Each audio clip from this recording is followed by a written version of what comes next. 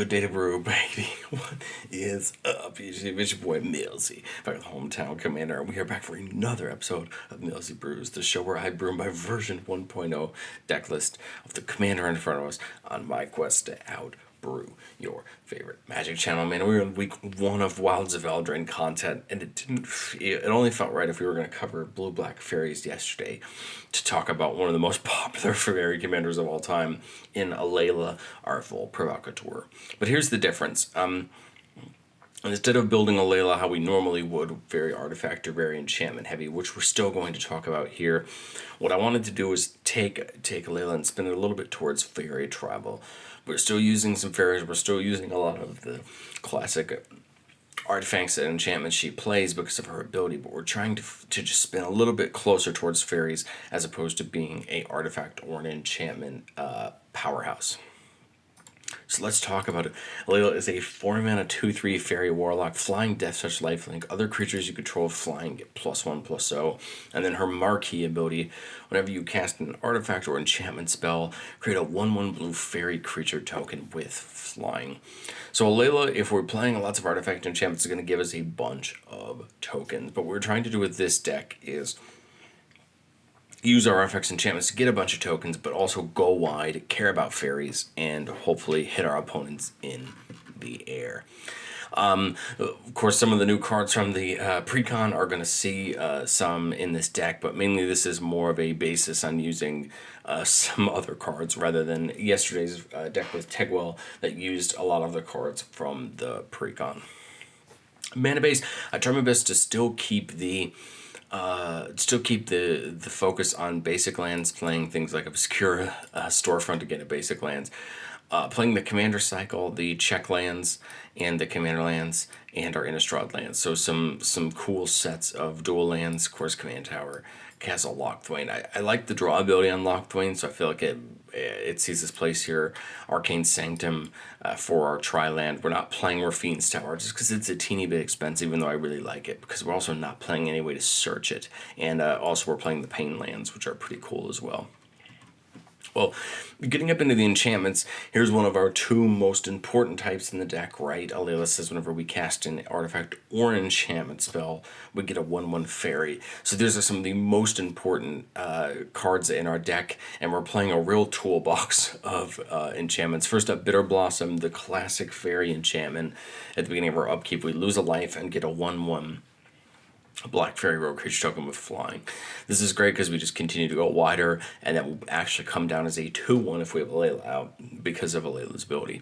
Blind Obedience, again, with Bitter Blossom, sees a reprint in the Enchanting Tales, which is great because this card was getting a teeny bit expensive. This is a card that's great for this deck. Artifacts and creatures our opponent control on a battlefield tapped. Hopefully that allows us to get a little bit more advantage in combat, especially if our opponents try to play flying blockers. That's going to help us get around them.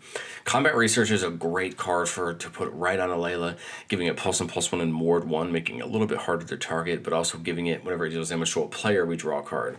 The cool part about Alela is we're always trying to hit somebody with it because it does have lifelink, so it gets us some life back, and it will do some commander damage. Darksteel Mutation takes the first of the 3 kind of marquee aura removals, the marquee enchantments that we're playing to kind of remove. Darksteel Mutation, Imprison in the Moon, and Oubliette are those 3, and we'll talk about each of them respectively as we go. But Darksteel, we enchant a creature. Base power and toughness 0/1, indestructible, loses all other abilities, card types, and creature types. It's great for someone's commander, it's great for someone's value engine. Love Darksteel Mutation, and it plays a great role in our deck as a piece of removal that benefits us by giving us that token. Etchings of the Chosen is one of my favorite tribal enchantments if you have it, and I love it here because it gives all of our Faeries +1/+1, but we can pay 1, sacrifice a creature of the chosen type, and give a target creature we control indestructible until end of turn. We can use those 1/1 Faeries to protect Alela or some of the other important creatures we have and keep them alive. Favorable Winds, a classic Alela card, giving all of our creatures with flying +1/+1.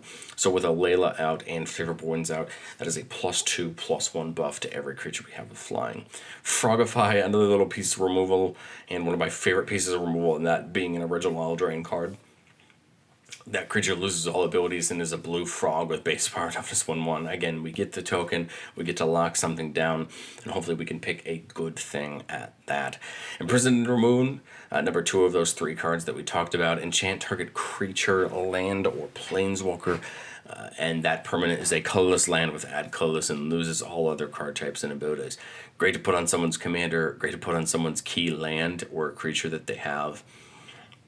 Lock it down, and they have to get rid of Imprisoned in the Moon, right, to get that ability back. Inspiring Leader from Baldur's Gate is an interesting card here, because with Alela out, now all of our creature tokens are getting +2/+2. So our already probably wide board of tokens is just going to get a little bit taller. Intangible Virtue giving all those tokens +1/+1 and Vigilance. Kaya's Ghost Form is going to help protect Alela, saying whenever enchanted permanent dies or is put into exile, return that card to the battlefield under your control. I love it because this protects it from single target destruction. This protects from single target exile effects and from board wipes, and then Alela will come back. And believe me, Alela is the linchpin of this deck. We need it, and this will help keep it out. So happy that Kindred Discovery got a reprint in the Enchanting Tales, because this is a card that can be bonkers with Alela. You pick Faerie. Every time a Faerie comes in or you attack with a Faerie, you draw a card. Alela makes a ton of Faeries. We're going to be attacking with a ton of Faeries. Kindred Discovery can get out of hand, so just be careful depending on what situation you're in. But the good part about Kindred Discovery is it's going to get these buffing enchantments and artifacts that are hopefully going to help us in the game. Mirror Maid, another one of my favorite Eldraine cards from our original time around, coming in as a copy of any artifact or enchantment on the battlefield. It can be our own, it can be one of our opponents. This is just great because we can either take one of our opponent's really important enchantments and get a copy of it, or get another copy of something like Fair Winds, or or those if we needed to. So I really like that. Oubliette, the third of those cards we talked about. When it enters the battlefield, target creature phases out until Oubliette leaves the battlefield. Tap that creature as it phases in this way. Oubliette is a very fun card because it says that it phases out that creature until it leaves the battlefield. This is really important because if you target someone's commander with Oubliette, they are phased out and it does not go back to the command zone, and they have to get rid of Oubliette. What you can also do here is take out someone's combo piece, or very important thing. It's probably my favorite of the big 3 here we're talking about as far as enchantments that remove in Alela. I love Oubliette. It's a fun card, and if you pick the right target for Oubliette, it can do a ton of damage. Paladin class is a personal choice of mine. You're not going to see a ton of Paladin class lying around, but it's a 1-mana enchantment. It gets us a token that immediately makes spells our opponents cast in our turn cost 1 more. For 3 mana, we get a flat +1/+1. And then for 5 mana, whenever we attack until end of turn, target attacking creature, which is most time going to be Alela because it has lifelink, gets +1/+1 for each other attacking creature and gains double strike. You can potentially knock someone out of a game with that 3rd level ability if you were attacking with enough of our Faerie tokens, but Alela already has lifelink, so giving it double strike is going to gain us a ton of life back and hopefully keep us alive if we're kind of getting into a battle where we're swinging at people and they're swinging back at us. Radiant Destiny is probably one of my favorite tribal enchantments. It comes in with just a creature type. Creatures of that type get +1/+1, but if we have the City's Blessing, they all get Vigilance. And believe me, we're going to have the City's Blessing. We're going to have 10 permanents very quickly. So all of our creatures are going to have Vigilance. That means they're going to attack really well and stop our opponents from attacking us. Rally the ranks. All our Faeries get a flat +1/+1 again. 2 mana is more than worth that effect. And then Reconnaissance Mission, whenever one of our creatures deal combat damage to a player, we can draw a card. So again, another way to hopefully load more cards in our hand, get us going. The cool part about Alela, about it giving us this benefit for these artifacts and enchantments, is we get to play extra mana rocks and they become even better because we get something for them.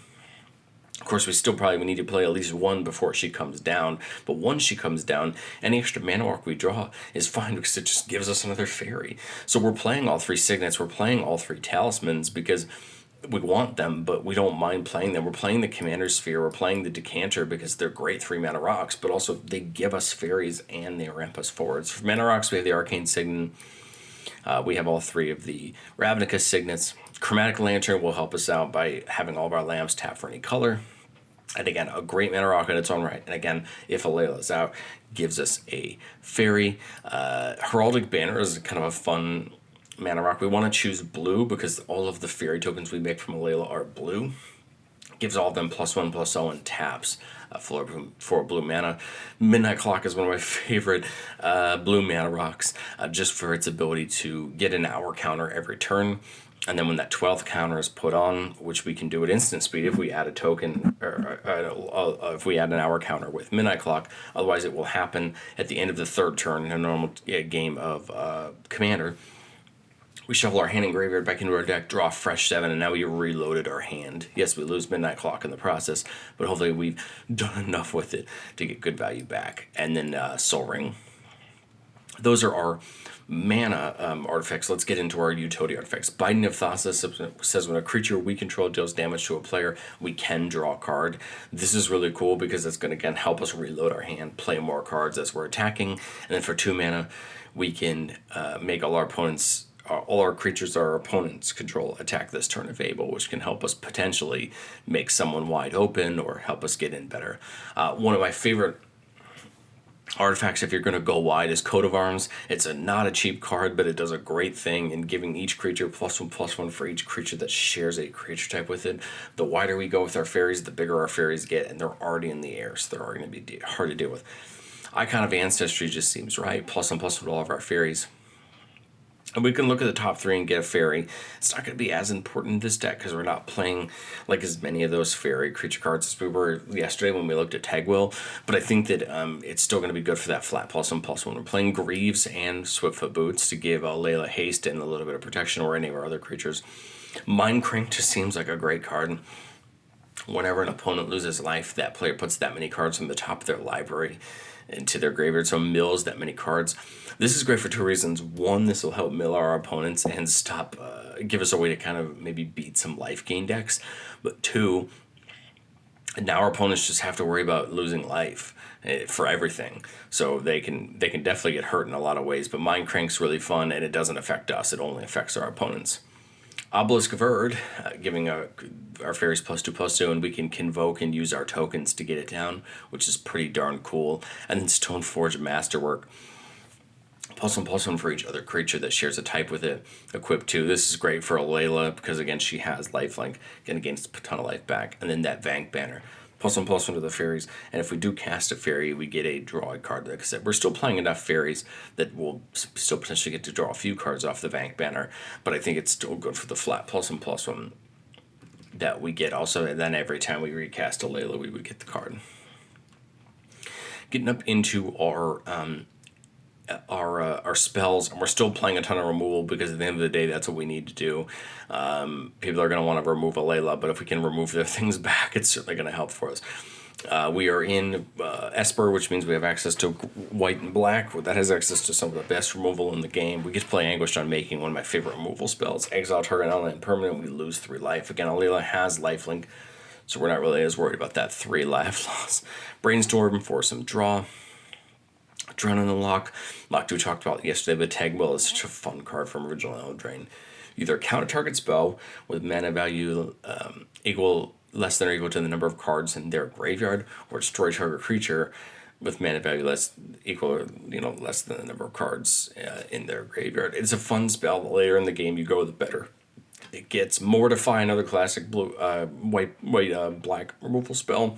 Destroy target creature or enchantment. Pongify and Rapid Hybrid to take advantage of our very cheap destroying cards. Again, hit any creature. And again, we give our opponent a 3/3, but we don't care because all of our creatures are in the air.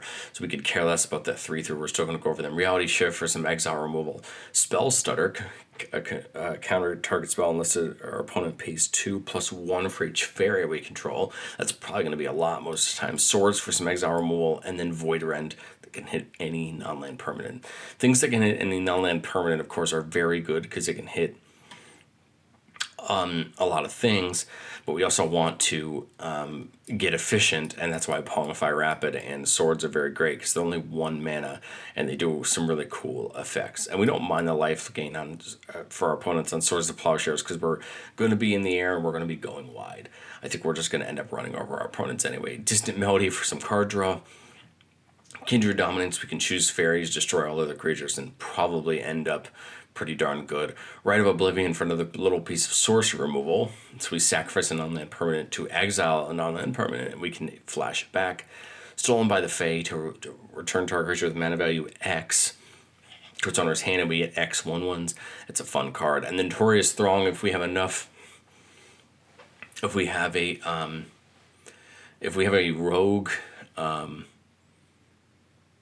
if we have enough damage that we dealt to our opponents, we can make a rogue creature token with a bunch of tokens equal to the number of damage we dealt to our opponents. And if we can cast for the Prowl, if we dealt damage to it this turn with a rogue to an opponent, then we get to take an extra turn and use all those 1/1s that we played. Notorious Throng is a very easy way to end a game. You take all your fairies, and enough of our fairies are, some of our fairies are rogues, some of the tokens we make are rogues, slam them into our opponents, deal a ton of damage, use Notorious Throng, take the extra turn, and nail through a bunch of damage again.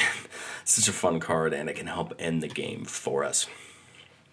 We're playing just 10 creatures. A normal Alela deck would play a lot less than 10 creatures, but again, we're trying to just play some of those fairies, have a bit of fun. Alela Cunning Conqueror from the new Commander Precons. Whenever you cast your first spell during your opponent's turn, make a 1/1 black fairy rogue creature with flying, and then whenever one or more fairies you control do combat damage to a player, go target creature that player controls. So we have enough removal at instant speed. We should hopefully get a few rogue creature tokens off of this. And then hopefully we're just going to start goading our opponent's creatures. Brazen Borrower can return something back to our opponent's hands, and then come in at flash speed if need be to get an attack in on the next turn. I like Brazen Borrower. 2 mana, bounce anything back to its opponent's hand is very good. And it being able to be used, even though the adventure spells where you have a spell and a creature on the same card are really good. And I think Brazen Borrower is a perfect example of what we want them to look like and what we want more of. Faerie Artisans, whenever a non-token creature enters battlefield under our opponent's control, we make a copy of it, and then we exile all of their tokens previously created with Faerie Artisans. This just lets us take advantage of what our opponents are playing, maybe get some of that fun for ourselves. Glenelyn Jolise is a 4-mana 2/3, but it will buff all of our blue and black creatures by +1/+1 for each of those 2 colors they are, so all of our 2-color fairies will get +2/+2. All of our other tokens will just get +1/+1, and this is a great card. We don't mind paying the 4 mana because we could potentially give, +2/+2 to some of our creatures. Obira, I think, works the best with this Alela. It says whenever the fairy enters the battlefield under our control, each opponent loses a life. Well, that's great because that's just going to, every time we play a artifact or enchantment, get a fairy, our opponent loses a life. So this works really well with the new Alela. Una, the classic fairy commander, we have to play it. Una's a ton of fun. 6 mana 5/5 for X and a blue or a black.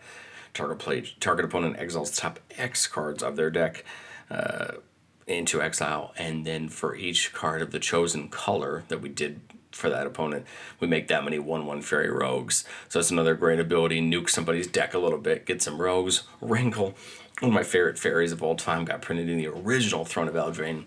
I love Wrinkle because it's just got a fun utility ability. Every time it deals combat damage to a player, we get to choose any number of these we want. Each player discards a card, each player loses a life and draws a card, or each player sacrifices a creature. We're going to have so many tokens around, we don't mind picking the last one. We're not going to lose anything, but hopefully we can hurt our opponents in the process. Scion of Una, giving everything +1/+1, and Shroud.